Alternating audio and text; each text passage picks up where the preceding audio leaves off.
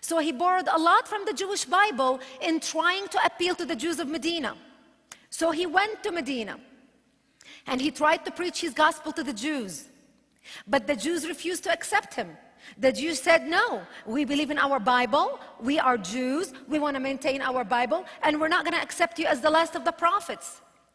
When he repeatedly tried but failed to recruit them, that's when he turned against them. And that's where he became a military warrior against them. And that's when he started fighting them, killing them, expelling them out of their community. And this is how Islam started spreading.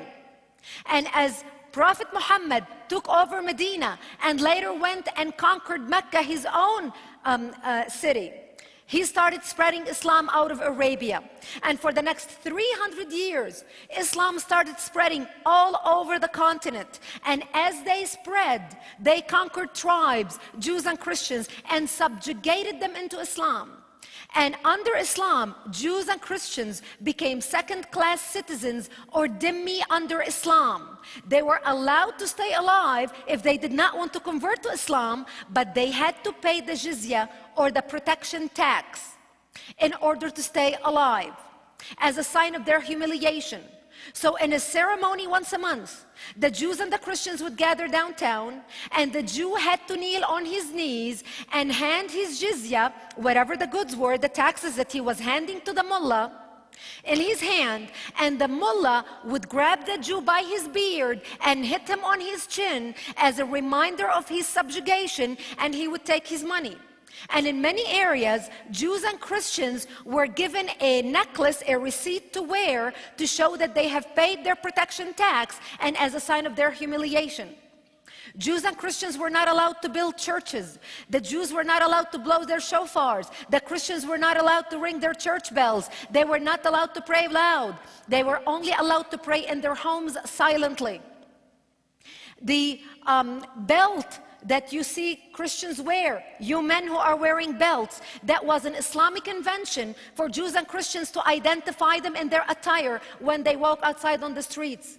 The yellow star that many of you think that Hitler invented to identify the Jews. The yellow star was an invention by the second Caliph of Iraq in the 900s, Khalif al-Mutawakkil, who developed the yellow star for Jews to identify them as they walked down the street, which Hitler later copied 1,000 years later and duplicated in Germany.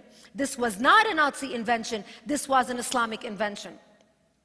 By 1090, the Pope in Europe called upon the Christians, because the Muslims have even conquered Jerusalem, and they were subjugating the Christians in the holy city of Jerusalem, the birth of Christ. And the Pope in Europe told the Christians, how could you sit silently in Europe while watching what the Muslims were doing to your brethren in the Holy Land? And this is when the Crusaders were launched. The Crusades were not launched because all of a sudden they woke up one morning and they decided we're going to go kill a bunch of people because we decide to spread Christianity.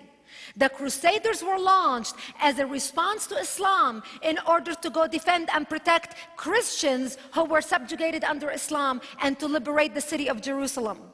And the Crusaders were able to liberate Jerusalem for less than 100 years before Saladin went back and conquered Jerusalem and took it, captured it to Islamic land and continued subjugating the Christians. And Jerusalem continued being controlled under Islamic land until 1967, when the State of Israel liberated Jerusalem, where for the first time Christians and Jews in centuries were able to worship in the old city of Jerusalem, together uniting the city as one. The Crusaders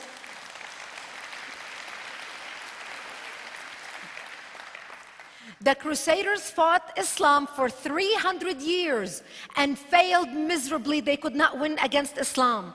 And by the 1300s, the Crusaders gave up and dissipated and went away. And Islam continued to grow. It grew out of the Middle East. It went into China. It conquered Spain. It conquered parts of Italy, parts of Europe. And by the 1600s, Islam had covered more of the earth's surface than the Roman Empire did at its peak. And during that war and during that expansion, 280 million people died. 80 million Hindus were butchered under Islam when Islam conquered India and the Indian continent. Because under Islam, only Jews and Christians were protected dhimmis, allowed to stay alive if they did not convert to Islam, and they were allowed to stay alive when they paid the jizya. Any other group of people who were not the people of the book either had to convert or die. They were not allowed to pay the jizya. By the 1600s, Christian Europe was becoming more industrial. The Industrial Revolution in Europe had begun. Europeans figured out a way to create factory lines where people were able to stand on lines and manufacture products. That gave the Europeans, Christian Europe, the money and the wealth and the power in order to finance armies, create armies, and develop weaponry and launch attacks against Muslim occupiers in order to liberate Christian land conquered by Islam. They were able to liberate Spain. They were able to liberate parts of Italy. They went back and liberated parts of France. They were able to stop the Muslims at the gates of Vienna. And as Christian Europe liberated lands that was occupied by Islam, Islamic countries, Islam started to shrink worldwide, and Muslims began to lose financing that they used to get from the Christians and the Jews who created wealth to the Muslims by working and paying the jizya. So as more Christian and Jewish lands were liberated, where tribes did not have to pay the jizya, Muslims started getting defeated and started getting poorer and poorer because they did not have the ability to develop products like the Europeans. And 400 years later, in 1924, the Islamic Empire ended in Turkey by President Ataturk, who ended the Islamic Empire and gave women rights to vote, gave women rights to get an education, gave women the right to choose over their lives who they want to marry, gave women the right to choose whether they want to cover with a hijab or not. The Muslims called him the Jewish agent. They accused him of having a Jewish mother because he was the kiss of death of the Muslim empire. The Islamic Empire ended less than 100 years ago. Less than 100 years ago. Isn't it amazing how little we know of history? It is shocking. So, as Ataturk ended the Islamic Empire in 1924, in 1928, a group of devout Muslims looked around and they said to themselves, Islam is superior to any other religion. Islam had conquered many nations and covered most of the earth for 1400 years. Islam prospered because we subjugated Christians and Jews in any other land. And we did that through jihad, military war, in conquering the infidels according to the commandments of the Quran. And the Muslim Brotherhood was launched in Egypt 5 years later after the Islamic Empire ended in 1928 in order to usher in the new era of Islam, revive the Islamic Empire, and conquer the West and Western civilization because they believed Western civilization was subjugating Islam. The Muslim Brotherhood is the mothership that was launched where what we call today radical Islam.